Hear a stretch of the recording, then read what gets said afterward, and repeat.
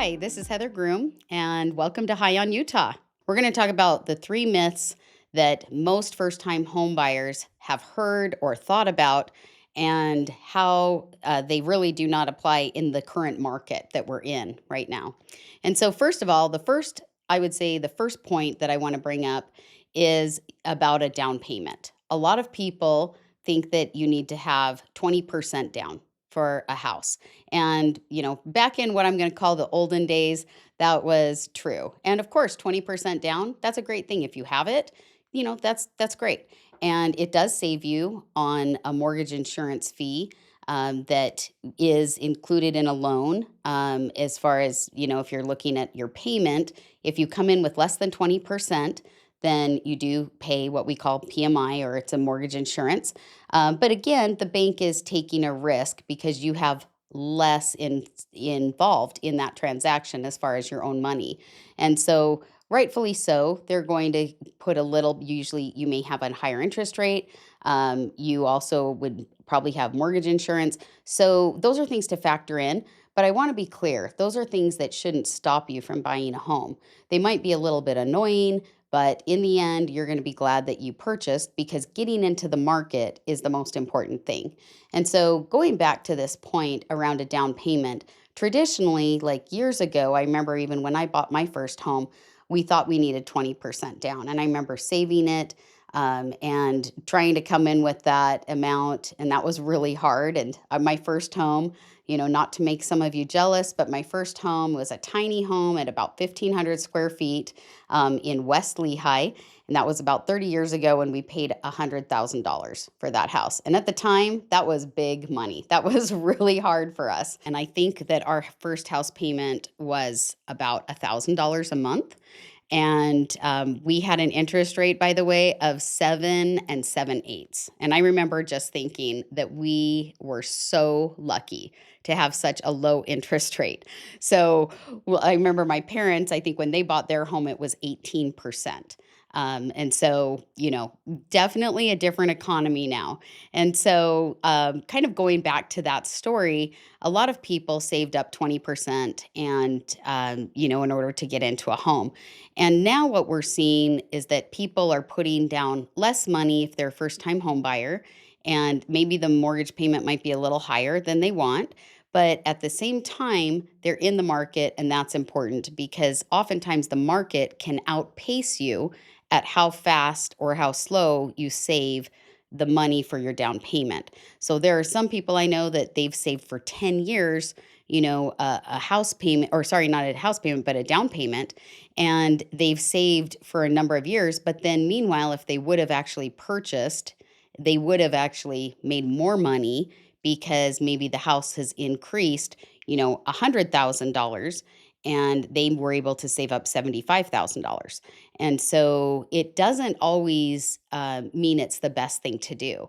And so what I really want to emphasize today is that the 20%, and I'm not going to call it a rule, but just kind of that suggestion, it's great. It's nice. But at the same time, if you don't have 20%, a lot of times you're missing out if you're still not in the market. And I want to be clear, there are programs out there to help you get into a home. So there are some programs where we can do 0% down. And I want to be clear, 0% down. There are other programs where maybe it's only 3.5%. And that's what we consider a conventional loan. But 3.5% is much more palatable. And what a lot of times people do is they buy a home, maybe put 3.5% down, and then they refinance it within 2 to 5 years. And they also get the mortgage insurance off, sometimes a lower interest rate. They've already been paying down on that mortgage. And so, they don't regret coming in with 3.5%. They're just glad that they've been able to be in the market and have an equity play. So, again, that 20% is something that's nice to have, but don't let it stop you from buying a home. And definitely call me about that, because we can go through the numbers and we can see if there is something for you. There's also a grant program with the state of Utah as well for first time home buyers. It's more like a loan, but that's something that also is very interesting, and a lot of people don't know about it.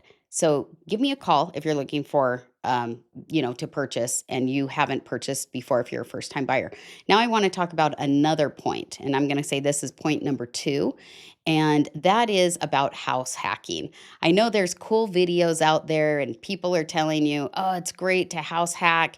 And what we mean by house hacking is that you live in the home and you rent part of it out. So maybe you have like a downstairs basement and you're renting it out. Maybe it's, rooms. Maybe you have a separate ADU on the property, whatever it is. And I love the idea of house hacking, and it's a great idea. But right now, rents are fairly low out there, and so people are not paying as much for rent. And then also, if you're buying a home and it's maybe a little bit older, just know that tenants are hard on your home.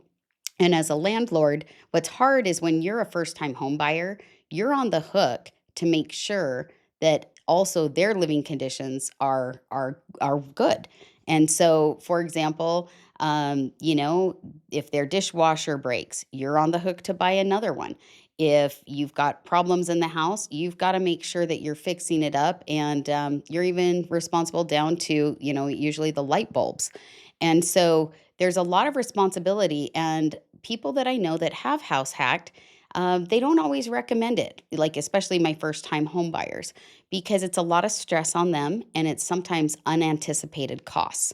And so that's why it's important to really kind of look at everything, because even if you're house hacking and you have somebody that's renting, let's say a basement, and they're giving you $1,000 a month, that would be 12,000 a year. So yes, it does offset possibly your payment. But again, sometimes there's different products out there, like and new construction, which we're going to talk about in a second. But if there's something else better out there, you have to look at, did that 12,000 really make a difference for you? Did it really help you and propel you forward? And did you make a better equity play because of it?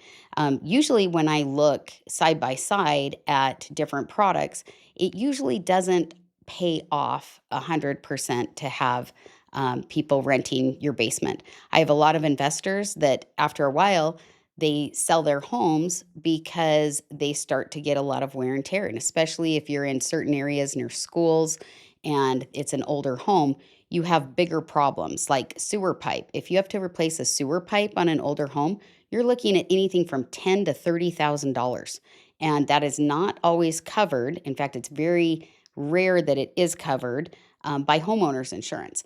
And so you have to be really careful, because if you're buying an older home, that can be problematic. And the reason I bring up older homes is because a lot of people, they watch HGTV and they say, "Oh, it's going to be so great. I'm going to renovate this older house."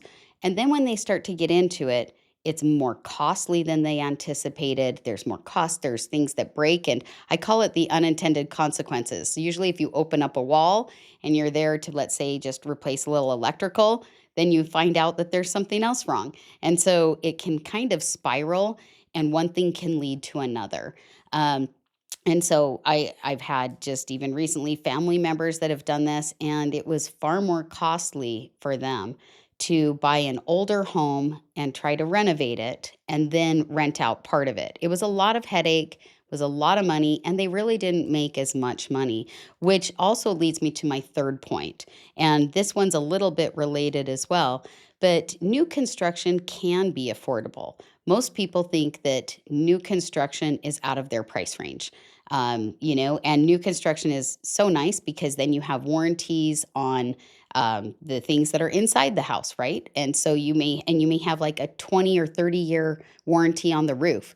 You have a 1-year builder's warranty on everything that is inside the house that they've done, like plumbing, electrical. If you're doing something, I always kind of have a little caveat with that. Let's say that you back up into your own garage door. They're not going to cover that because that's a you problem, not a them problem. So, new construction is affordable oftentimes. And what we're seeing in this current market is that the builders will oftentimes incentivize you, and they'll either pay your closing costs or sometimes they buy down your loan. I've had people close at 4.9% interest with a new build. I've also seen 5.5, but like even a point or even more than a point lower than anything else.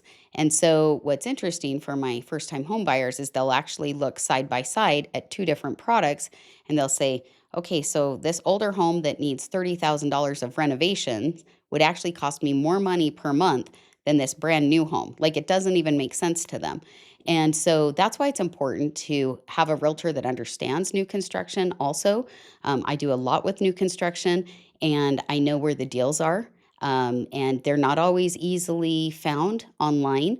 So it's important to know that new construction is an option for you. And there are oftentimes incentives and programs to help you with that first year, even up to 2 or 3 years. There's buy down programs where they may buy down your interest rate temporarily, sometimes permanently.